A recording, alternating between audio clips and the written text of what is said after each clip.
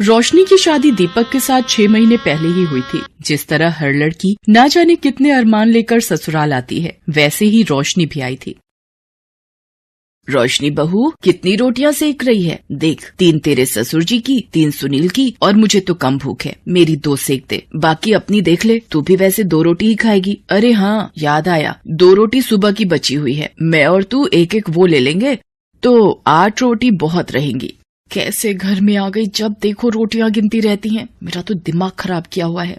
माँ, 6 महीने में इतनी कमजोर हो गई है आपकी बेटी। सासू माँ जब देखो रोटियां गिनती रहती हैं और हर वक्त टोकती रहती हैं। रोशनी बेटा, कोई बात नहीं, अपनी सास की बातों को दिल पर मत लगा। तू बस अपनी अच्छी बहू होने का फर्ज निभा। बाकी हर किसी की अपनी आदत होती है बोलने की। हम दूसरों को नहीं बदल सकते, खुद को ही बदल लो। तू चुप रहा कर, बोलने दिया कर जो भी बोले।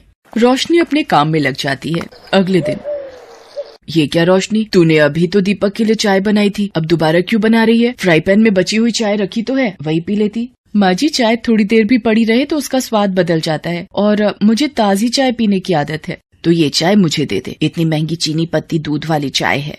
माँ जी, सिर्फ 2 घूंटी तो है, ये क्या पियोगे? मैं ताजी बना रही हूँ, पी लो।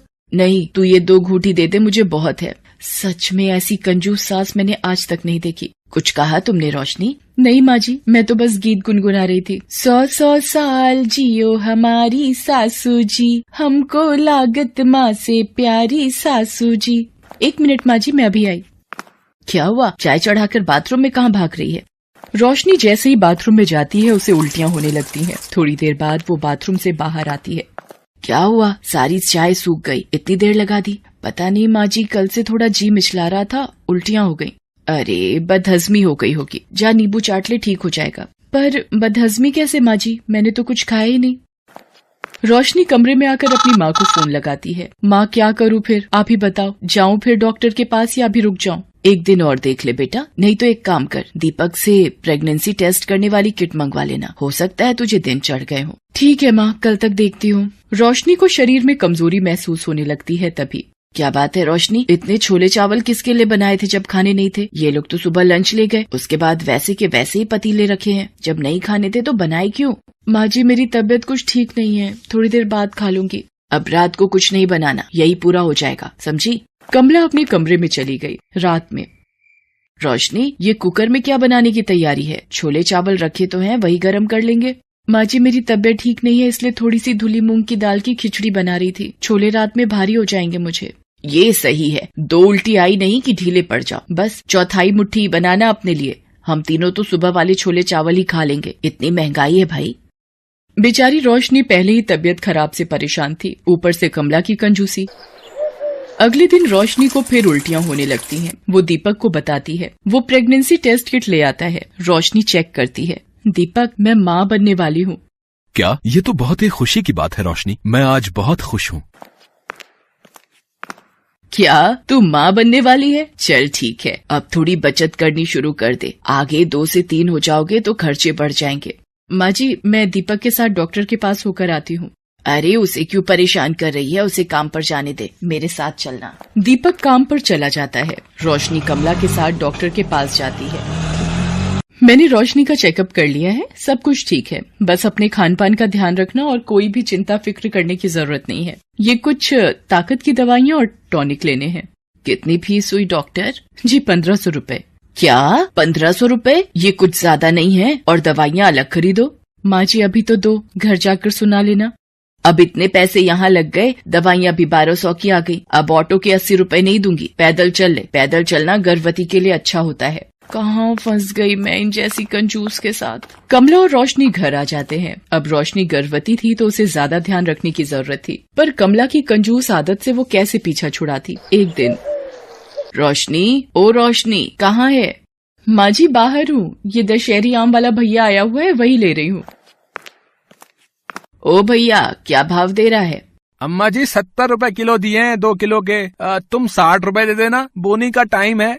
अरे, क्या लूट मचा रखी है, औरतें देखकर भाव बढ़ा दिए, और ये आम तो हैं भी बिल्कुल बेकार पिलपिले से। पर माँ जी, मेरा आम खाने का बहुत मन था।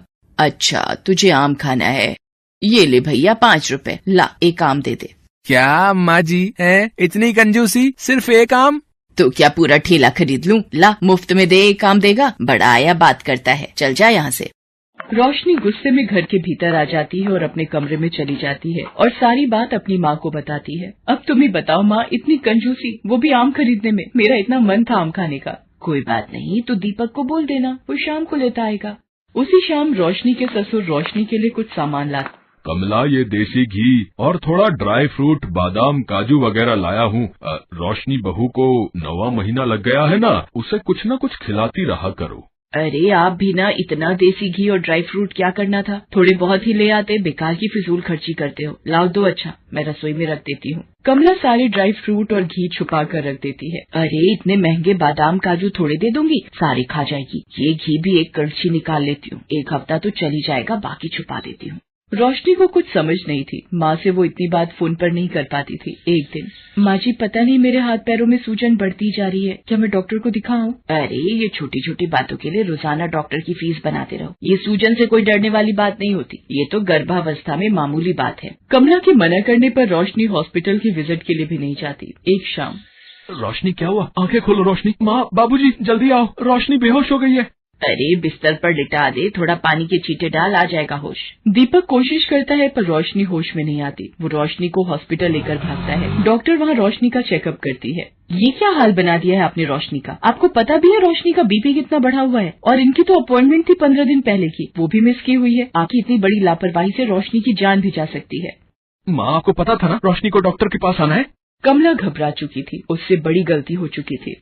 कमला, अब तो शर्म करो, इतनी कंजूसी, तुम अपनी ही बहू के साथ ये व्यवहार करोगी? मुझे नहीं पता था, वो तुम्हें माँ कहती है। उसने अपना मायका छोड़ हमारे घर को अपनाया है। अगर बहू या बच्चे को कुछ हो गया तो ऐसा ना हो सारी जिंदगी तुम्हें पछताना पड़े।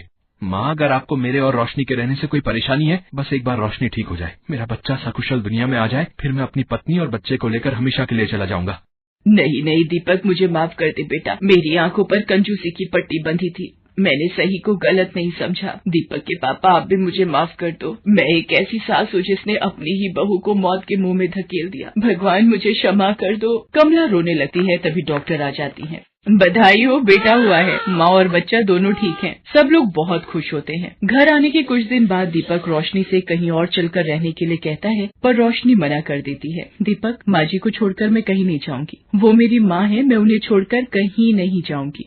कमला ये सब सुन लेती है। रोशनी बहू, मुझे माफ कर दे, मैंने तेरे साथ इतना गलत किया, फिर भी आज तू मेरी परवाह कर रही है। नहीं माँ, माफी मत मांगो, बस अपना आशीर्वाद दो। उस दिन से कमला का व्यवहार सबके प्रति बहुत बदल जाता है, जिसको देखकर परिवार में सब बहुत खुश होते हैं।